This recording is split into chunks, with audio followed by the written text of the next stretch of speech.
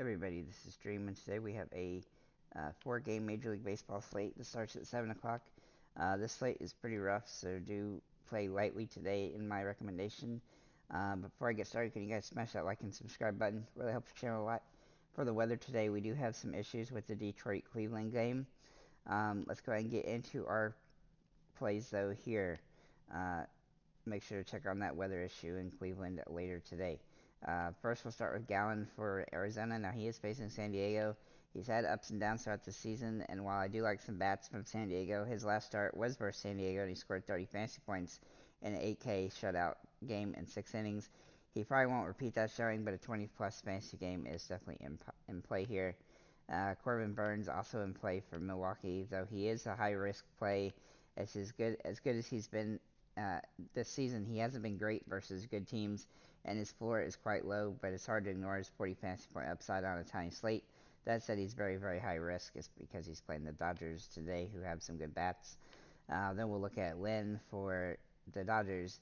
Now, Lynn has not been great when he was on the White Sox, but in the 3 games with the Dodgers, he's been over 23 fantasy points in all 3. And he has really good upside here too against a plus matchup. Though I do like a few bats from Milwaukee, his K rate has been really solid, and he has some nice upside as a result.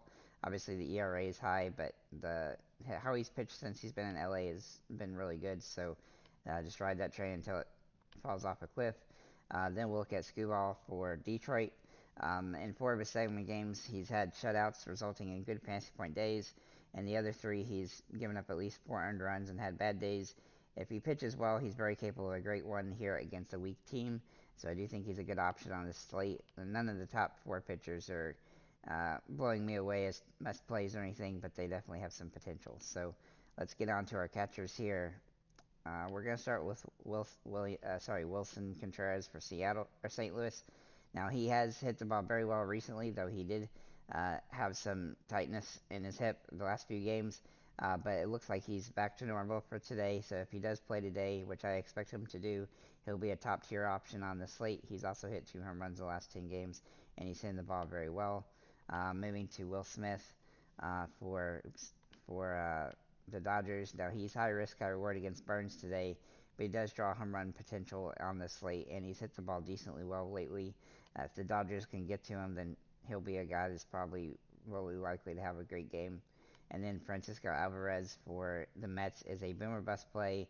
He's kind of home runner best. He's hit quite a few home runs so far this season, but the batting average has been inconsistent, and he's been a bit slumpy lately. That said, he still has that home run power, and if Contreras is out, then he's a great alternative at that position. Maybe in the first base, we're going to start with Paul Goldschmidt. He has hit the ball really well recently, though he's not hitting a lot of home runs. He does draw some potential here. He's had some big games with and without home runs, so I do like his upside. He also has a chance for multi-hit games, and so that gives him some utility, though he is very expensive. Freddie Freeman also in play for the Dodgers, though he has only hit 1 home run over the last 10 games.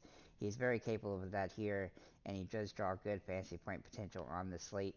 However, he is facing one of the tougher pitchers. And then Pete Alonso is a core play for me today, as he's hit the ball pretty well with 5 home runs over the last 10.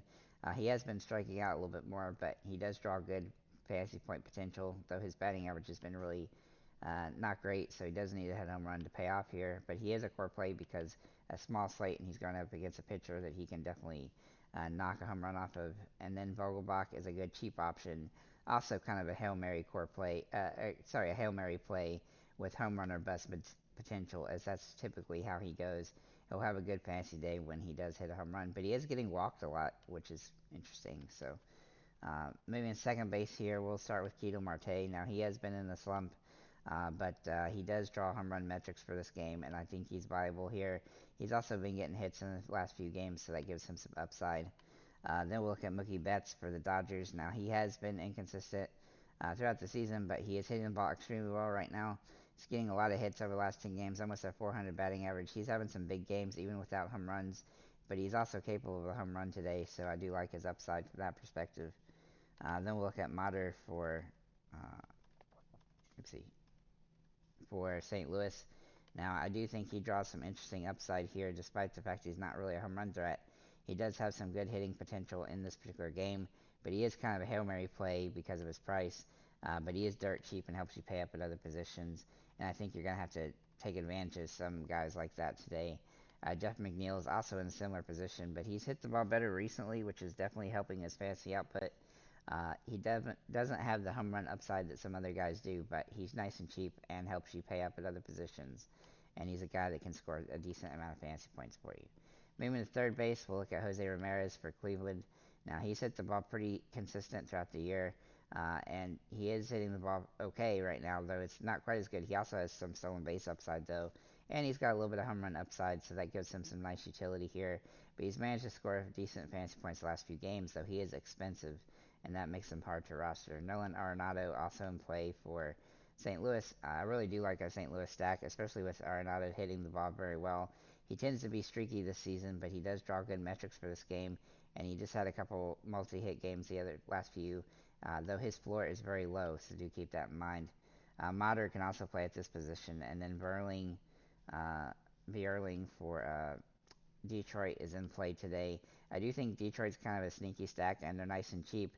He doesn't have a ton of home run upside, but he does draw some good metrics, and he's hitting the ball decently well, and he's had two multi-hit games in a row, and that gives him some utility here. Maybe in the shortstop, we'll look at Edman for St. Louis. Now, I'm not sure if he'll play or not today, but if he does, he's hit the ball very well recently. He did take a he does have a right calf contusion apparently, so we'll have to wait and see if he does play today. But if he does, he'll be somebody I'd probably be in my core roster, as he's had a lot of good games in a row as of late. So, and he doesn't even need a home run to do it. Then we'll look at for Lindor. He's a good alternative to him. He's a little bit more expensive, but he's also hit the ball very well. Again, he does have some home run potential, but he's not a huge home run guy. But he does also have some stolen base upside, which is nice, and he doesn't strike out very much.